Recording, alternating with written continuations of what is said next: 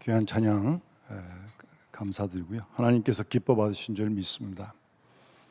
가사를 다 기억하지 못하시겠지만 이 찬양의 가사가 이 시간 이 자리에서 예배하는 또 영상으로 예배하는 우리 모두의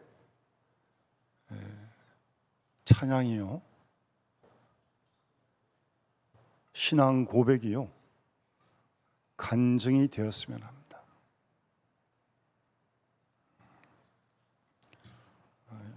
제목처럼 나는 예배자입니다. 항상 그런 마음으로 우리가 살아야 할 줄 믿습니다. 지금 여기서 지금 예배 드리고 있잖아요.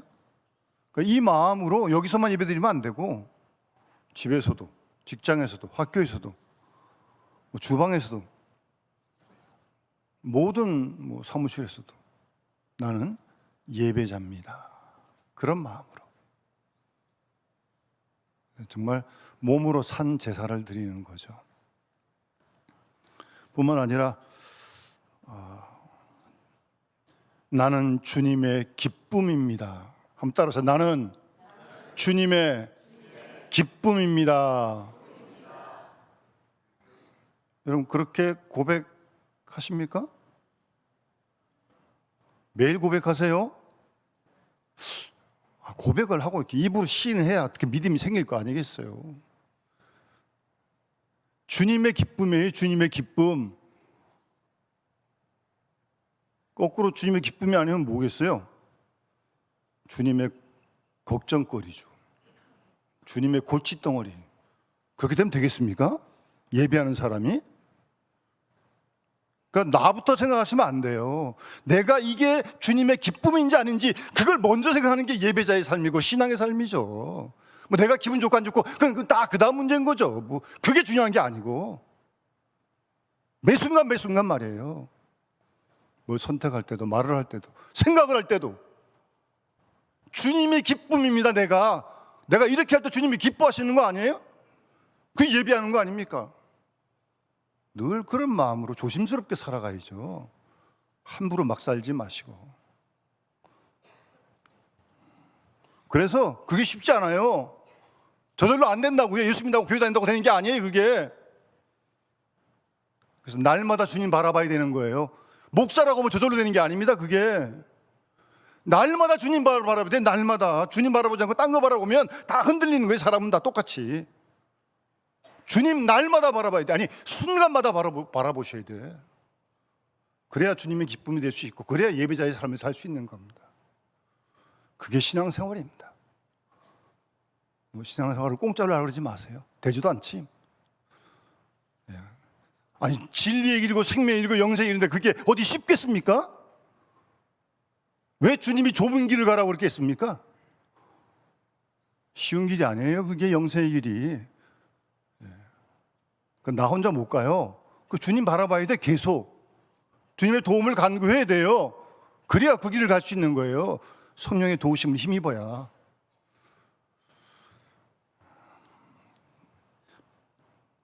날마다 예배자의 마음으로,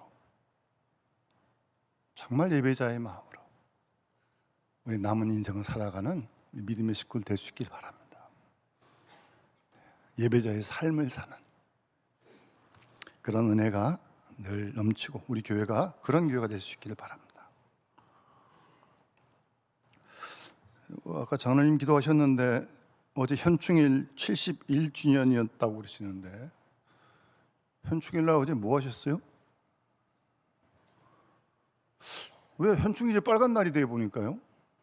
근데 왜 대체 공휴일이 없는 거예요, 그거는? 설날이나 추석은 빨간 날이 그 토요일이고 주일날이면 대체 공휴일 하던데 왜 현충일은 그렇게 안 하는 거예요? 궁금하더라고요. 어디다 물어봐야 되는 거예요, 이거는? 예? 절만? 절만 하는 거라고요? 현충일은 아니고? 또 그런 깊은 뜻이 또 있는 거예요. 알겠습니다. 절만 대충 현충일이니까 안 된다. 뭐라서 제가 여쭤봤잖아요. 근데 뭐 하셨어요, 근데? 혹시 다음부터는 현충일 전후로 해서 현충원을 한번 찾아가 보시기 바랍니다. 흑석동 가셔도 되고 뭐 멀리 가시면 대전까지 가셔도 되고. 현충일 다니는 날은 좀 복잡하니까 전후로 가시는 게 좋을 것 같아요. 한번 가셔서 그 무덤사를 한번 거닐어 보시기도 하고.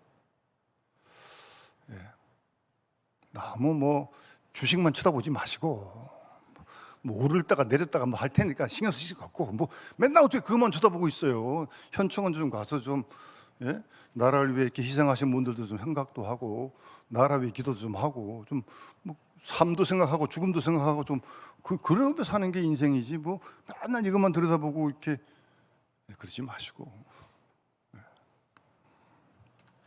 제가 어디 기록을 찾아보니까 여러분 우리나라가 1948년 8월에 정부가 수립됐어요. 그 후 2년도 못 돼가지고 전쟁이 난 거예요. 1950년 6월 25일 날 새벽 4시에 쳐들어왔어요. 새벽 4시. 새벽기도도 안 하면서 새벽 4시에 내려오고 그렇게 내려와서 새벽 4시. 하여튼 뭐 얼마나 혼란스럽겠어요. 그래서 그 기록 보니까 그때 6.25 전쟁 때 국군만 40명이 죽었어요. 국군만.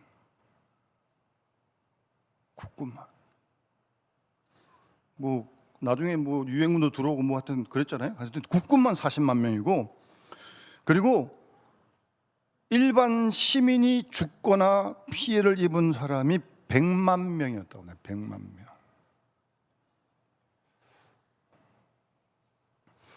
어느 일간지 보니까 학도병이 했던 그런 뭐 학도병이 무슨 총을 쏠 줄 알겠습니까? 뭐 하겠습니까? 총 들고 나갔다가 또 이렇게 뭐 잘못돼가지고 어떤 그런 가족들이 현충원을 방문한 그런 기사도 보았는데, 어쨌든 여러분 우리가 이 자리에 여기 앉아서 예배를 드리고 있다는 이 사실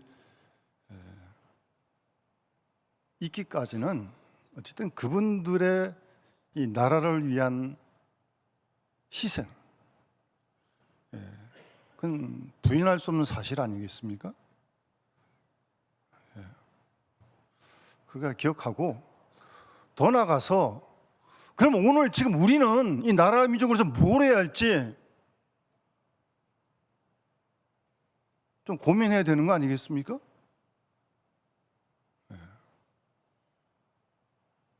그저 뭐 나 하나의 안일만 생각하지 말고, 물론 뭐 내 생활이 중요하지만 그것만이 다는 아니잖아요. 우리도 나라 백성이고 국민인데 기본적으로 사명이 있고 책임이 있는 거 아니겠어요? 또 특별히 하나님께서 우리에게 원하시는 기대가 있는 거 아니겠습니까? 그런 생각들도 좀 하면서 우리가 하루하루를 살아가야 할 줄로 그렇게 믿습니다.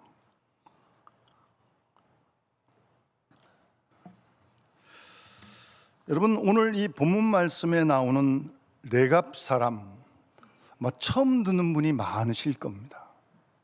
성경에 이런 족속도 있나? 레갑 족속, 레갑 자손은 여기 예레미야 35장에만 나옵니다. 뭐 주의 깊게 성경 읽지 않으면 기억도 잘 못하는 그런 족속이에요. 원래 이 레갑 자손은 이스라엘 민족 아닙니다. 이방 민족입니다. 겐 사람입니다. 겐 족속입니다. 여러분 잘 아시는 모세의 장인 이드로가 겐 족속입니다. 그 모세 장인 집안이에요. 지금 레갑 족속이. 그러니까 정통 이스라엘은 아니죠. 그런데 이 이방이었던 이 사람들의 생활이 어떻게 이렇게 신앙이 심지가 깊은지. 지금 예레미야가 이들을 들어서 이들과 정반대인 이스라엘을 책망하기 위해서 지금 이 본문이 지금 기록되어 있는 거예요. 그래서 이 사람들이 포도주 안 마시는 거 알지만 불러다가 포도주 마시라고 지금 그러는 거예요. 안 마실 거 알면서 그러는 거예요. 200년 동안 포도주 안 마셔왔는데 레갑 족속, 레갑의 아들, 본문에 나오는 요나답, 이 사람이 한 얘기 때문에 200년 동안 포도주를 안 먹는 거 알고 있거든요. 근데 이제 그들 불러다가 지금 포도주 마시라고 지금 그러는 거예요. 이런 예레미야의 행동은 하나님 말씀을 그냥 무가치 여기고 순종도 안 하고 아무리 부르지도 듣지 않는 이스라엘을 대조하면서 지금 레갑 자손에게 지금 이렇게 말씀하시는 거예요. 의도는 거기 있는 거예요. 이스라엘도 아닌 이방 출신 레갑 자손인데 요나답이라는 그 선조 이야기를 200년 동안 지금 지켜가면서 포도주를 지금 마시지 않고 있는 거예요. 집도 안 짓고.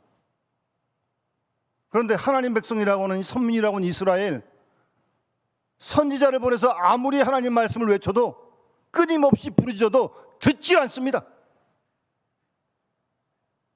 그래서 망하는 거예요, 나라가. 바벨론의 포로로 잡혀가는 겁니다. 그런 안타까운 상황에 지금 예레미야가 이 말씀을 지금 레갑 자손에게 하고 있는 겁니다.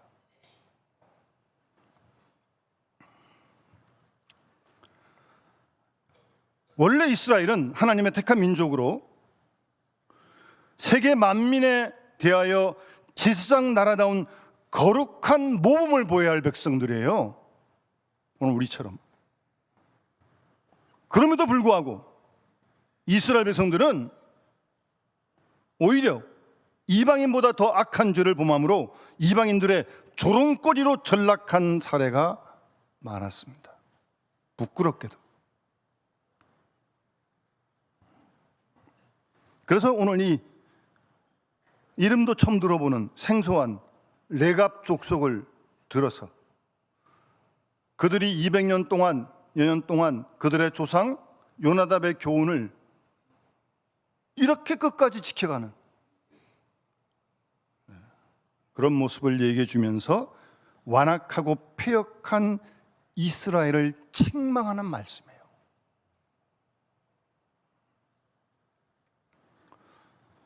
이러한 사실은 오늘날 이 시대, 지금 우리와 교회에도 큰 경종을 울리는 말씀입니다. 오늘날 교회와 그리스도인들이 세상의 빛과 소금의 역할을 감당해야 되는 거 아닙니까? 그러려고 하나님 부르신 거 아니에요? 구원하신 거 아닙니까? 그런데 그럴 때도 있지만 이러저러한 일로 세상에 지탄을 받는 일이 안타깝게도 있습니다. 그래서 선교에 장애가 되고 있는 거죠. 그래서 안 믿는 사람이 그런데요, 예수님은 좋은데 교회와 그리스도는 싫다? 그런데요, 예수님은 좋은데 교회와 그리스도는 싫대.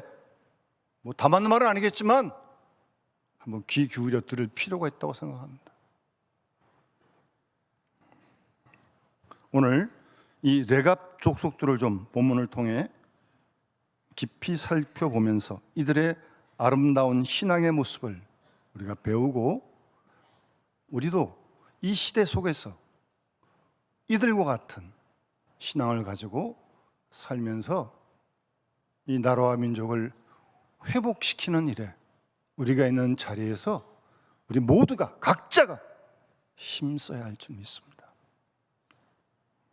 우선 이 레갑 족속들은요, 본문에 계속 말씀하시는 대로 5절 6절 보시면 포도주를 마시지 않았습니다. 왜냐하면 레갑의 아들 선조 요나답이 우리에게 명령하기를 6절에 너희와 너희 자손은 영원히 포도주를 마시지 말며, 그렇게 얘기를 했기 때문에 포도주를 마시질 않아요.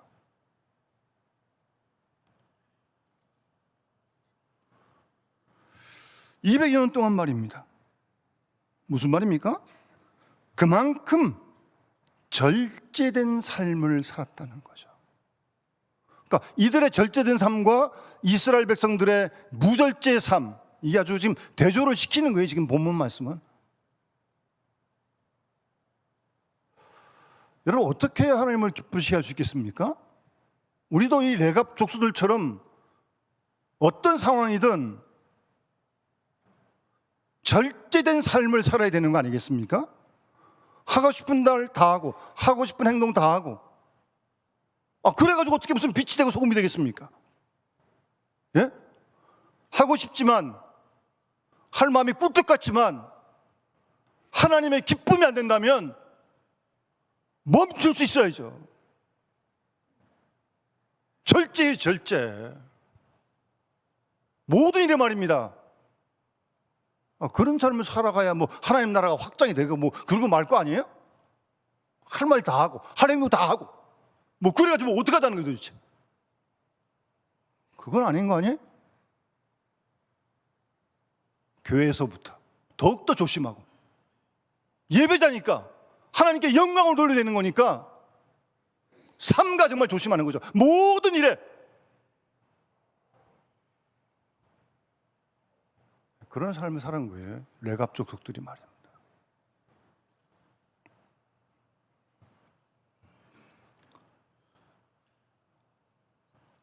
구약시대는 여러분 제사장만이 하나님께 나와 제사를 집례할 수 있었습니다. 그런데 예수님 오신 이후에 성전 휘장도 찢어지면서 십자가 돌아가실 때 우리 모두가 하나님 앞에서 예배할 수 있는 제사장이 된 거죠. 그 만인 제사장설이라고 하는 그런 신학도 있습니다.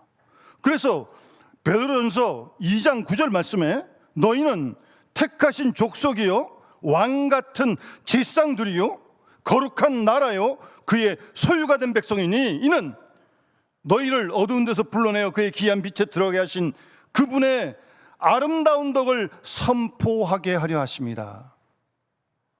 우리 모두가 다 왕 같은 제사장이라는 거예요. 여러분, 그런 사명을 잊지 말으셔야 돼요. 여러분, 우리 모두가 다 왕 같은 제사장이에요. 그런 마음으로 교회에서 봉사를 하고, 그런 마음으로 가정에서, 그런 마음으로 사회와 직장과 학교성에서 생활하라는 거예요.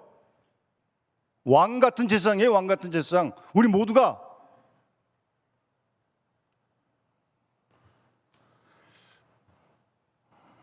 그런 사명이 우리에게 있음을 한순간도 망각해서는 안 됩니다. 특별히 여러분, 제사장들은 그 옷에 이 흉패, 우림과 둔빔을 이렇게 보석 같은 게 들어가 있잖아요. 그게 뭐 하는 거냐면 하나님의 뜻을 분별하는 데 이제 그걸 사용했어요. 뭐 구체적으로 어떻게 하는 거다 이렇게 성경에 자세히 나오지 않지만 어쨌든 그게 판결하기도 하고 하나님의 뜻을 따라 분별하는 그런 도구예요. 그게 원래 이 우림이라는 말은 빛이란 뜻이고요, 둔빔은 온전함이란 뜻이에요. 이제 그거 가지고 제사장이 이제 분별을 하는 거예요. 판별을 하는 거예요, 하나님의 뜻을. 우리가 왕 같은 제사장이라면 내 가슴 속에 정말 우림과 둔빔의 흉배가 붙어 있는지 늘 자신을 살펴야 됩니다, 여러분. 하나님의 뜻을 분별하기 위해서요.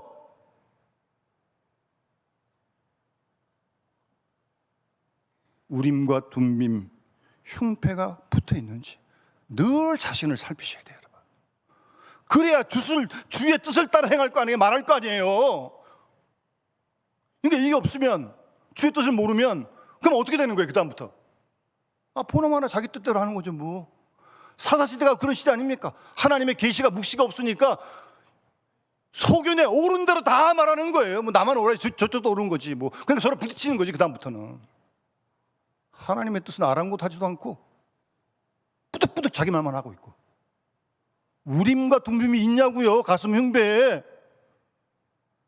또 묻고 또 묻고 또 물어야 돼요, 여러분. 그게 우리 그리스도인이라고요. 그 뜻을 알아야 더 조심도 하고 더 절제의 삶을 살지 않겠습니까? 왜 성경 읽습니까? 왜 성경을 쓰고 그럽니까? 하나님의 뜻을 알기 위해서. 하나님 뜻 모르면 가만히 계세요. 덤비지 마시고. 급하게 할 이유 하나도 없습니다. 뭐 영혼을 사는 사람들이 무슨 뭐 이렇게 조급합니까? 답답하고 저는 모르겠으면 기다리세요. 기도하고 성경 읽고. 그런데 안 되면 목사한테 찾아오는 거죠. 같이 머리 맞대고 또 의논해 보는 거죠. 하나님의 뜻이 어디 있니 찾아가는 거죠. 잘 안 오시더라고 저한테. 뭐 잘하시는 건지 뭐 제가 바빠서 그럴까 봐 안 오시는지 잘 모르겠는데 절제된 삶을 사는 거예요. 주를 위해서. 그래서 고린도전서 9장에 여러분 잘 아는 말씀대로 바울은 이기기를 다투는 자마다 모든 일에 절제한다고 말씀하십니다. 승리를 위한 자마다 모든 일에 절제하는 거예요. 여러분. 바울도 성질 아주 급한 사람입니다. 예? 다혈질이에요 아주. 그런 바울이 이 정도로 얘기할 정도는요. 그리고 이어서 9장 27절에 내가 내 몸을 쳐 복종하게 하면, 자기 지금 간증하는 거예요. 지금 바울이 내가 내 몸을 쳐 복종하겠다는 거예요. 왜? 내가 남에게 다 전파한 후에 자신이 버림을 당할까 봐 두려워해서 자기가 자기 몸을 쳐서 복종시켰다는 겁니다. 여러분 이게 얼마나 처절한 얘기인 줄 아십니까? 이게 몸을 친다는 말은 노예를 길들일 때 쓰는 단어예요. 이 단어가. 그런 자기와의 끊임없는 싸움이 있었던 거예요. 바울도. 여러분 지난주도 말씀드렸지만 신앙의 길은요 자기와 끝까지 싸우는 거예요. 하나님 나라 갈 때까지 싸우셔야 돼.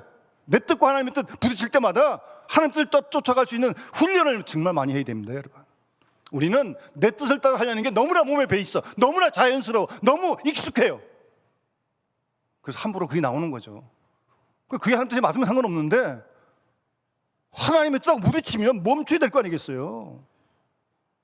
아무리 가다가도 자기 몸을 쳐가지고 복종시킨다고. 내가 복음을 다 전파한 후에 내가 버림당할까 봐. 바울도 이런 절제의 삶을 살았던 거예요. 여러분 성질 급한 그 사람이 주를 위해서, 복음을 위해서, 하나님 나라를 위해서. 대단합니다. 영원히 포도주를 마시지 말아라. 그 요나답의 얘기를 다 지켜가는 거예요. 지금 200여 년 동안. 대단해요. 여러분 우리가 세상을 살면서 하나님이 기뻐하지 않는 것, 이건 절대 안 되는 거는 끝까지 안 돼야 됩니다.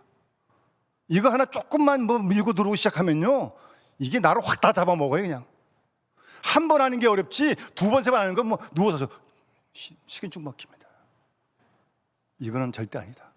포도주 영원히 안 먹었던 포도주를, 여러분 아시는 대로 이스라엘들은 포도주가 그냥 결혼식에 그냥 음식이에요. 음식. 그걸 영원히 안 먹었다니까. 그 정도로 절대된 삶을 산 거예요. 여러분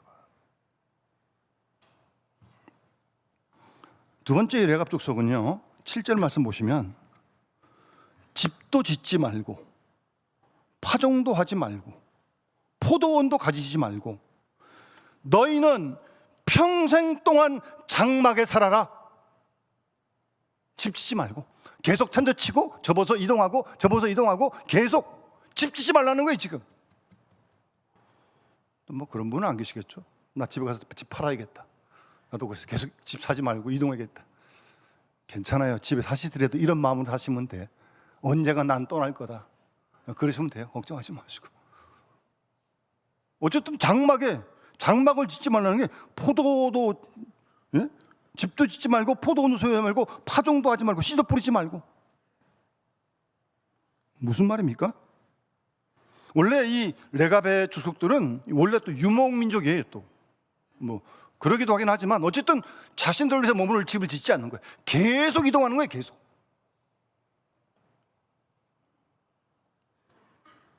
평생 동안 장막에 살아라. 텐트에 살아라. 무슨 말입니까? 땅에 살지만 세상의 재물에 욕심을 갖지 말라는 말씀입니다. 물질이 필요하죠. 그러나 거기에 욕심을 가지지 말라는 거예요. 그래서 이 땅에서 나그네와 순례자의 삶으로 살라는 거예요. 영원한 안식처인 하나님 나라를 소망하면서요. 본향을 향한 삶을 살라는 거예요. 이게 그리스도인입니다. 이게 그리스도인이에요. 우리 다 순례자 아닙니까?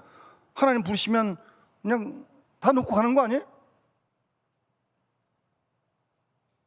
우리 서인일 군사 어머님이 지난 금요일 날 오후에 갑자기 가셨는데 88세신데 지금 하나님 오래시면 다 가는 거예요. 천년 만년 할 것처럼 생각하지 마세요. 항상 나그네다, 순례자다. 나는 이것이 정들 곳 아니고 여기서 영원히 머물 곳 아니고 영원한 하나님 나라를 소망하고 살고 있다.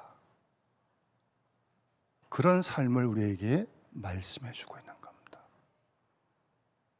사실 이 죽음이라는 건요, 삶하고 아주 가까이에 있습니다. 여러분, 차를 타다가 순간적으로 졸면 그냥 사고 나는 거예요. 무슨 오래 갈 것도 없습니다. 우리 여기 살아있고 세상 떠나신 분들 멀리 계신 것 같지만 아주 가까이 있어요. 삶과 죽음이. 그래서 살아도 주를 위해 살고 죽어도 주를 위해 죽고 사나 죽으나 우리가 주의 것이다. 이런 말씀을 사도 바울이 하는 거예요. 우리가 정말 예수를 믿고 구원을 받고 영생을 얻었다면 이런 믿음을 가지고 하루하루를 살아야 할 줄 믿습니다. 여기 천년 만년 머물 거 아니에요. 하나님 부르시면 살다가 다 놓고 우리가 세상을 떠나서 하나님 나라로 갈 것입니다. 그 사실을 잊지 않고 살아가는 거예요. 혹시 모리와 함께한 화요일이란 아주 좋은 양서가 있어요. 이 책을 쓴 분이 미치 앨범이란 사람인데, 그 책 쓴 후에 한 13년 지나선가 8년의 동행이란 또 책을 썼는데, 아주 이 책이 다 미국에서 베스트셀러가 되고 그랬어요. 아주 수필 에세이인데 읽어보시면 아주 잔잔하면서도 아주 마음에, 우리 영혼에 양식이 되는 참 좋은 책들입니다. 요즘은 책을 읽으시는지 잘 모르겠어요. 다 바쁘셔가지고 이거는 봐도 책은 그래서 책도 좀 보시고 좀 예? 미치 앨범이란 분인데, 하여튼 이 8년의 동이라는 책에 보면 이런 내용이 있어요. 어떤 청년이 농장에서 일자리를 찾고 있었습니다. 그런데 농장 찾아가서 주인에게 자기를 소개하는 추천장을 내오면서 날 좀 써달라고 그랬어요. 거기다 뭐라 써냐면, 나는 폭풍우가 치는 밤에도 잠을 잡니다. 그렇게 써놨어요. 엉뚱한 이런 추천이 있어요. 자기 폭풍이 치는 날에도 잠을 잔다? 무슨 말인지 잘 엉뚱했지만 어쨌든 급해가지고 이 사람을 썼어요. 그런데 어느 날 밤 갑자기 막 폭풍우가 몰아치면서 비가 쏟아지는 거예요. 주인이 깜짝 놀라가지고 깨보니까 이 채용한 사람은 자고 있는 거예요. 계속 일꾼이. 어떻게 비 오는데 놔두고 지금 주인이 먼저 놀래가지고 외양간으로 뛰어갔습니다. 갔더니 놀랍게도 가축들이 그냥 여물통 옆에서 편안히 자고 있어요. 폭풍우가 몰아치는데도. 그래서 다시 주인이 밀밭으로 뛰어갔습니다. 그랬더니 밀밭 집단들을 단단히 묶어가지고 이 방수포를 잘 덮어가지고 비를 안 맞게 해놓은 거예요. 그 다음에 곡물창고로 뛰어갔습니다.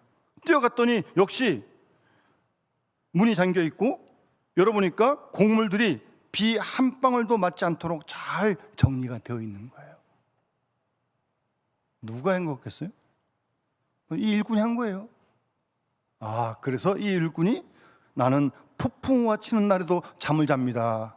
그렇게 자기를 소개했다는 얘기예요. 무슨 말입니까? 여러분, 평소에 준비를 잘 해둔 사람은 폭풍우가 언제 올지 누가 압니까? 예보가 있지만 예보대로 오기도 하고 안 오기도 하고 어떻게 마음대로 할 수 없는 거 아닙니까? 그러니까 평소에 준비가 된 사람은 폭풍우가 와도 두렵지 않다는 거예요. 우리 인생일도 그런 거 아니겠습니까? 우리 앞에 무슨 일이 펼쳐질지 누가 압니까? 아무도 몰라요. 그러니 평소에 준비를 잘 해놓으셔야 한다는 겁니다. 평소에. 여러분, 예수님께서 하나님 나라를 비유하시면서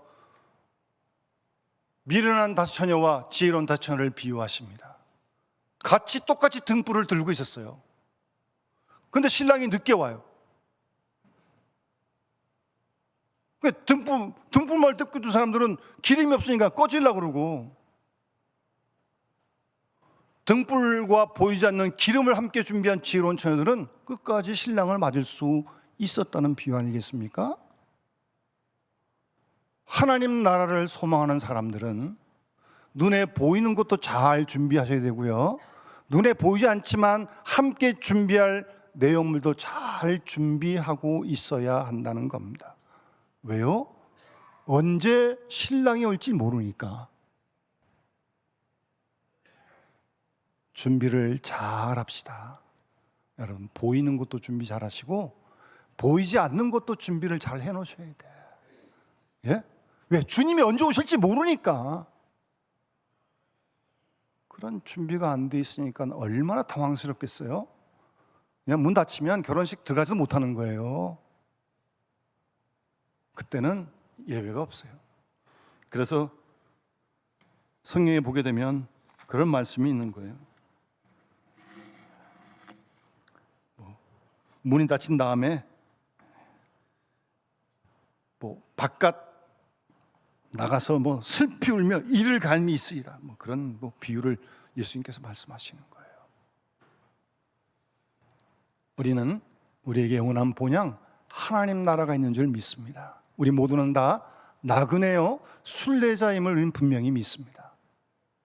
그 사실을 겸허하게 받아들이고 하루하루 날마다 준비하는 삶을 살아가는 우리 모두가 되어야 할 줄 믿습니다.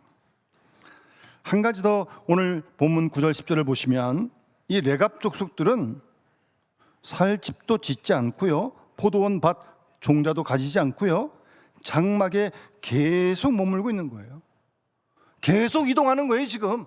예? 집 안 짓고. 예? 한 곳에 머무르지 않고 부단히 새로운 곳을 찾아 나서는 그런 진취적인 개척의 삶을 산 사람들이 바로 이 레갑 족속들입니다. 여러분, 흐르지 않는 물은 썩기 마련입니다. 마찬가지로 교회와 우리 그리스도인들도 하나님의 뜻과 사명을 향해 달려가지 않으면 부패하기 쉽습니다. 주님이 계획하시고 원하신 일을 위해서 힘써 달려가야 합니다. 개척해 가야 합니다. 그걸 하나님이 우리와 교회에게 원하시는 줄 믿습니다. 제가 최근에 어떤 일간지를 보는 중에, 우리 여기 이 지역은 아니지만 참 부럽고 놀라웠던 것은 그 교회가 그 지역사회 속에서 해야 할 일을 계속 찾아가는 거예요. 그 동네가 이제 다문화 가정도 있고 그래서 그런 아동들을 위해 봉사하는 일도 만들고, 예? 무언가 지역사회 속에서 복음을 전하기 위해서 문화사역도 계획을 하고 복음을 전하려고요. 그런 시도를 하는 거예요. 예산 들어가죠. 인력 들어가죠. 쉬운 일 아니에요. 가만히 있으면 쉽죠 아무도 안 하니까. 그러나 하여튼 그런 움직이고 지역사회의 필요를 따라서 복음을 전하기 위해서 계속 일을 만들어가고 행해가고, 부럽기도 했고 하여튼 감동이 되기도 했습니다.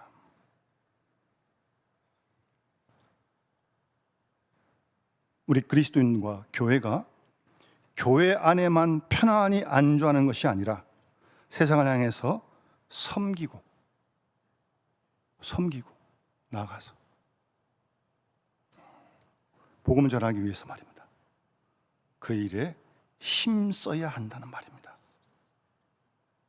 편한 곳에 머무르지 않고 움직이는 개척 정신이 우리와 교회에 필요하다는 말씀입니다.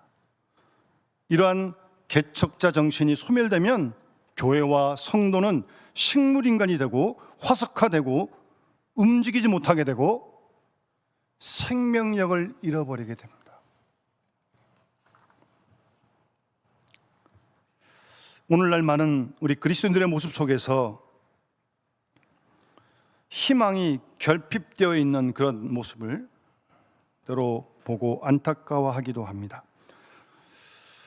희망의 신학자였던 몰트만은 그의 책에 대해서 현대교회의 희망의 결핍을 이렇게 지적합니다.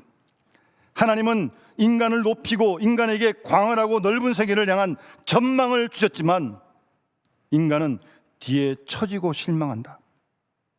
하나님은 의와 평화의 세계에서 만물의 새로운 창조를 약속하셨지만 인간은 마치 모든 것이 옛것 그대로인 것처럼 행동한다. 하나님은 인간에게 그의 영광을 주어 높였지만 인간은 그에게 기대된 것을 믿지 않는다.